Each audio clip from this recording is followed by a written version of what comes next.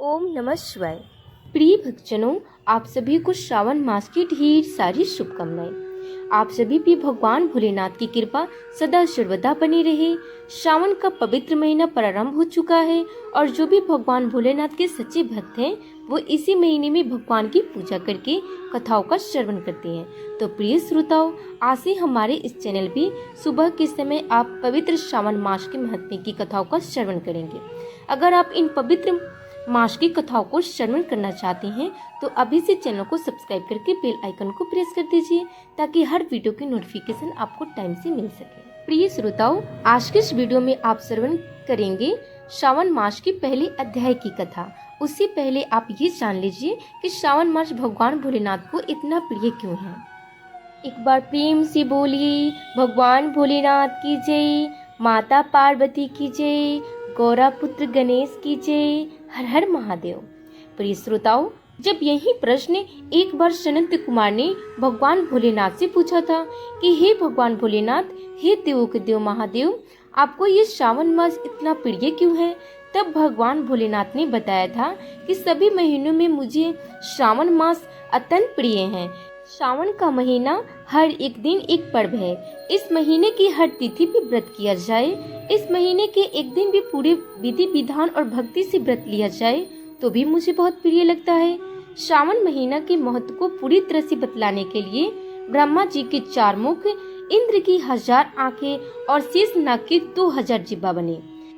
जब सनत कुमार ने भगवान शिव से उन्हें श्रावण मास प्रिय होने का कारण पूछा तो भगवान भोलेनाथ ने बताया कि जब देवी सती अपने पिता दक्ष के घर में योग शक्ति से शरीर को त्याग किया था, उससे पहले देवी सती ने महादेव को हर जन्म में पति के रूप में पाने का प्रण किया था। अपने दूसरे जन्म में देवी सती ने पार्वती के नाम से हिमाचल रानी मैना के घर में पुत्री के रूप में जन्म लिया। पार्वती ने युवा अवस्था के श्रावण महीने में निराहार रहकर कठोर व्रत किया और शिव को प्रसन्न कर उनसे विवाह किया, जिसके बाद महादेव के लिए ये श्रावण मास विशेष हो गया।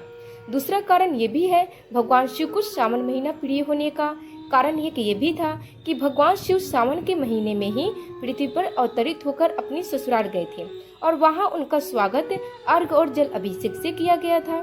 माना जाता है कि प्रत्येक वर्ष श्रावण महीने में भगवान शिव अपने ससुराल जाते हैं। भूलोक वासियों के लिए शिव कृपा पाने का ये उत्तम समय होता है। पौराणिक कथाओं में वर्णन आता है कि इसी श्रावण मास में समुद्र मंथन भी किया गया था।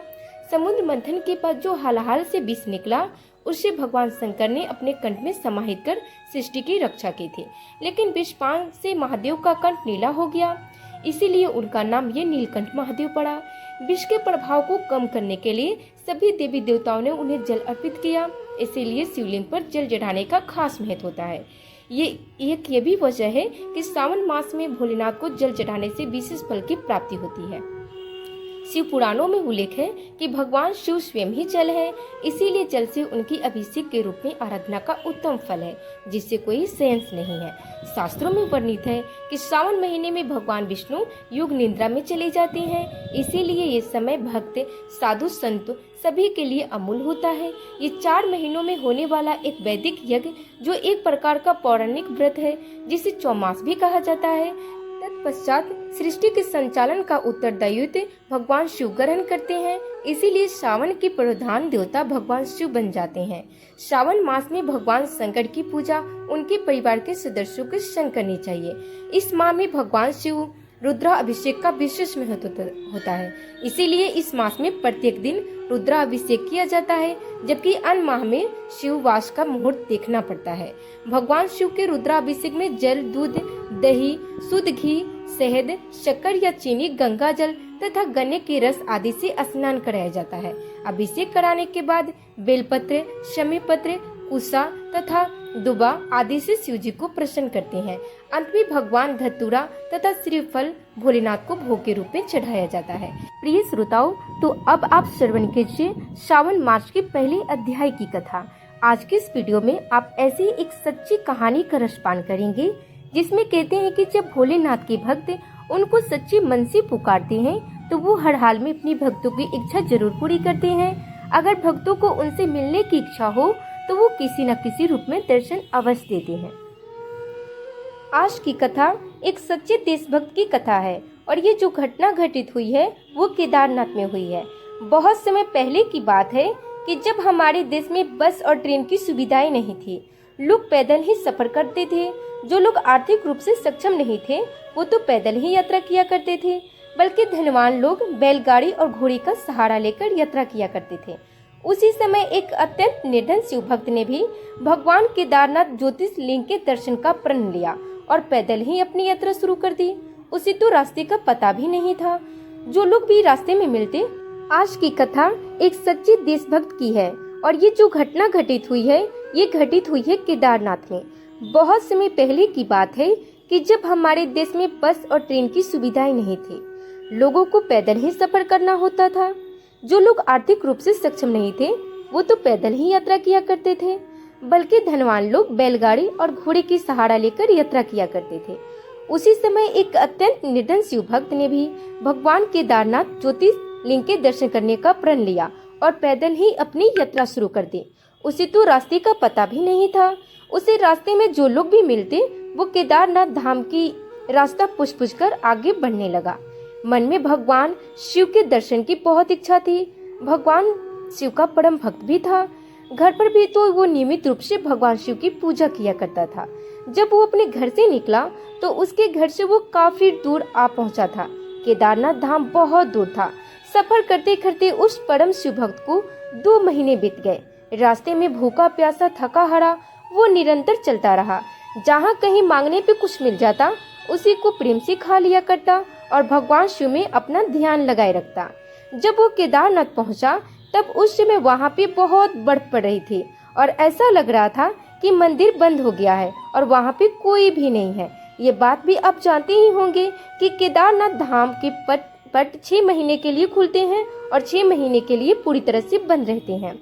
कारण क्योंकि वहाँ सर्दी के मौसम में भीषण ठंड पड़ती है और बर्फबारी इतनी होती है कि वहाँ पे किसी भी प्राणी का जीवित बचना असंभव हो जाता है।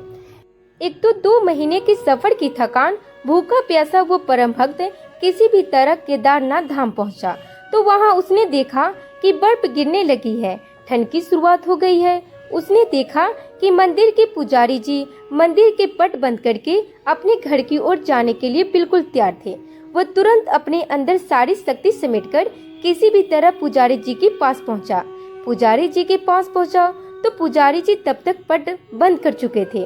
उसने पुजारी जी से आग्रह किया कि एक बार पुजारी जी मुझे केदारनाथ महादेव का दर्शन करने दिया जाए। मैं बड़े ही मुश्किल से पैदल यात्रा करके यहाँ तक पहुँचा हूँ। पुजारी जी मुझ पर इतनी कृपा तो कीजिए। लेकिन पुजारी जी कहने लगे कि बेटा अब तो मंदिर के पट बंद हो गए हैं और 6 महीने के बाद ही खुलेंगे।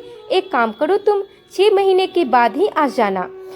पट तो वैसे भी बंद हो चुके हैं। ऐसे में 6 महीने के बाद ही पूरे विधि विधान के साथ ही ये द्वार खोले जाएंगे। इसीलिए अब तुम 6 महीने के बाद ही बाबा केदारनाथ के दर्शन कर सकोगे। पुजारी जी के मुंह से ऐसी बातें सुनकर उस शिव भक्तों की आंखों से आंसू आ गए। मन ही मन बहुत दुखी हो गया। उसने सोचा इतने महीनों की कठिन तपस्या करके वो किसी भी तरह यहाँ पहुँचा और यहाँ आने के बाद बाबा के दर्शन नहीं हुए। बड़ा दुखी हो गया। उसने फिर से पुजारी जी से आग्रह किया कि उनके पैर पकड़ लिए। गिड़गिड़ाते हुए बोला, महाराज जी मैं बहुत दूर से आया हूँ, मुझ पे थोड़ी तो कृपा कीजिए। बस मेरे बाबा की एक बार दर्शन करा दीजिए, मैं चला जाऊंगा। मैं समझूंगा कि मेरा जीवन धन्य हो गया। मैं 2 महीने पैदल चलकर जगह जगह रुककर पुजारी जी किसी भी तरह मैं यहाँ पहुँचा हूँ। बस एक बार बाबा के दर्शन करा दो, उसके बाद मैं चला जाऊंगा। लेकिन कितनी भी वो गिड़गिड़ाता रहा, कितनी भी आग्रह करता रहा, पुजारी ने उनकी बात एक भी ना सुनी और कहा अगर दर्शन करना है तो बेटा 6 महीने के बाद ही आना, और अगर तुम वापस घर नहीं जाना चाहते तो फिर यहीं पे रुक जाओ। लेकिन ध्यान रखना इस ठंड और बर्फ में तुम यहाँ एक रात भी नहीं रह पाओगे। इसीलिए अगर जीवित बचना चाहते हो तो वापस लौट जाओ। यदि जीवित रहोगे तो दोबारा से आकर दर्शन कर लेना। इस समय तो हम पट बंद कर चुके हैं और खोल भी नहीं सकते। अगर कोई धनवान व्यक्ति होता तो शायद एक बार के लिए पुजारी जी उसके लिए द्वार खोल भी सकते थे। हालांकि ऐसा कोई भी नहीं करेगा। फिर भी वो व्यक्ति बहुत ही निर्धन था, उसके लिए भला पट कौन खोलेगा। पुजारी जी ने उसे जाने के लिए अनुमति दे दिया। उधर पुजारी जी भी चले गए। पुजारी जी के जाने के बाद वो निर्धन शिव भक्त बहुत ही उदास होकर, दुखी होकर मंदिर के पास बैठा रहा और मन में मन बना लिया था कि अब तो मैं बिना दर्शन के यहाँ जाऊंगा ही नहीं, चाहे मुझे 6 महीने के लिए यहाँ रुकना ही क्यों ना पड़े। उसे अपने महादेव पे पूर्ण विश्वास था। उसे विश्वास था कि महादेव कोई ना कोई लीला अवश्य दिखाएंगे और उसे दर्शन जरूर देंगे। वो बाबा केदारनाथ के दर्शन भी जरूर कर पाएगा। मन में ऐसा निश्चय कर और उसे अपने भगवान भोलेनाथ पे पूर्ण विश्वास था। ऐसा सोचकर उसने वही मंदिर के बाहर ही रुकने का प्रण ले लिया। कहते हैं ना, भोलेनाथ बहुत ही दयालु है, उनकी लीला भी अपरंपार होती है। अब वो भक्त महादेव के दर्शन के बिना मान ही नहीं रहा था। कहते हैं ना, भगवान तो दयालु हैं, अपने भक्तों की पुकार पे तुरंत दौड़े चले आते हैं। केदारनाथ की बर्फीली ठंड में वो शिव भक्त मंदिर के पास बैठा हुआ था, भगवान शिव से पुकार रहा था। चारों तरफ बर्फ ही बर्फ पड़ी थी। उसके हाथ पैर ठंड के मारे जमने लगे थे। कक राशि में मिथुन वो बस भगवान का ध्यान करता हुआ बैठा रहा। रात हुई। रात होते ही ठंड और भी बढ़ गई। उसका हाथ पैर, उसका पूरा शरीर सुन्न होने लगा था। इतनी ठंड थी कि उस जगह पे किसी भी मनुष्य के लिए एक पल भी रहना बहुत कठिन था, लेकिन बस वहीं बैठा रहा। उसने सोच लिया था कि अगर बिना दर्शन किए मेरी मृत्यु हो जाती है तो मैं भी यहीं बाबा के द्वार पे ही बैठा रहूंगा। इस तरह वह मन में इच्छाएं लिए वहीं पे बैठा रहा। जब हमारे मन में भगवान के प्रति विश्वास होता है ना, तो चाहे कितनी भी मुश्किलें आ जाए, विश्वास कम नहीं होता। कहते हैं ना, भगवान भोलेनाथ किसी न किसी रूप में आकर हमें हर मुश्किल से उबार ही लेते हैं। तो वो तो शिव भक्त था। इसी तरह वो शिव भक्त ठंड में बैठा रहा। रात हो गई। रात सोते समय रात के अंधेरे में उसे अघोरी बाबा आते हुए अपनी ओर दिखाई दिए। देखते ही देखते वो अघोरी बाबा उसके पास तक पहुंच गए और अघोरी बाबा ने उसके सर पे हाथ रख के पूछा, बेटा तुम इस वक्त यहाँ क्या कर रहे हो? फिर उस शिव भक्त ने अघोरी बाबा को सारा हाल के सुनाया। तो अघोरी बाबा कहने लगे कि बेटा तुम निराश मत हो, मंदिर के द्वार खुलेंगे और तुम बाबा के दर्शन जरूर करोगे। फिर उन अघोरी बाबा ने भक्तों से कहा कि तुम थक गए होंगे, एक काम करो, मेरे पास थोड़ा सा भोजन है, उसे तुम कर लो और आराम करो। तुम्हें भूख लगी होगी ना? तेज बर्फ पड़ रही है तो मैं तुम्हारे लिए थोड़ी सी आग जला देता हूँ। अघोरी बाबा ने उसे अपने लाए हुए खाने में से थोड़ा सा हिस्सा दे दिया तो उसे खाकर शिव भक्त तृप्त हो गया। बाबा ने आग जलाई। शिव भक्त ने वो भोजन करके उससे मन की तृप्ति हो गई और वो थक भी गया था। उसने खाना खाया और आग की गर्माहट के सामने न जाने उसकी आंखें कब लग गई कि पता ही नहीं चला। दूसरी सुबह जब उसकी आंखें खुली, सूरज की पहली किरण जब उसकी आंखों पे पड़ी तो सूरज की रोशनी से उसकी आंखें खुल गई। आंख मलते हुए इधर उधर दिखने लगा और बर्फ भी साफ हो गई है। अब वो भयानक ठंड भी नहीं लग रही है। वो सोच में पड़ गया कि लगातार 6 महीने तक बर्फ ही बर्फ पड़ती है, लेकिन अचानक ये क्या हो गया है। वो बहुत देर सोचा पर उसे कुछ भी समझ में ही नहीं आ रहा था कि ये क्या हो गया है। थोड़ी देर बाद उसने देखा कि मंदिर के पुजारी जी अपने साथियों के साथ मंदिर की ओर चले आ रहे हैं। जब पुजारी जी मंदिर के पास पहुंचे तो युवक ने बड़ी ही जिज्ञासा से पूछा कि पुजारी जी क्या मंदिर के पट खुल जाएंगे? तो पुजारी जी ने कहा, हाँ बेटा, आज पूरे 6 महीनों की बाद, सर्दियों के बाद भक्तजन बाबा केदारनाथ के दर्शन कर सकेंगे। पुजारी जी पहले तो उस भक्त को पहचान ही नहीं पाए। ऐसा सुनकर उस शिव भक्त ने कहा, पुजारी जी 6 महीने के बाद? लेकिन आप तो कल ही मंदिर के द्वार बंद करके चले गए थे। ऐसा सुनते ही पुजारी जी ने अपने दिमाग पे जोर डाला और कहा, अरे हाँ, तुम तो वही हो ना जो 6 महीने पहले भगवान केदारनाथ के दर्शन के लिए आए थे, लेकिन उस समय मंदिर के पट तो बंद हो गए थे और तुम दर्शन नहीं कर पाए थे।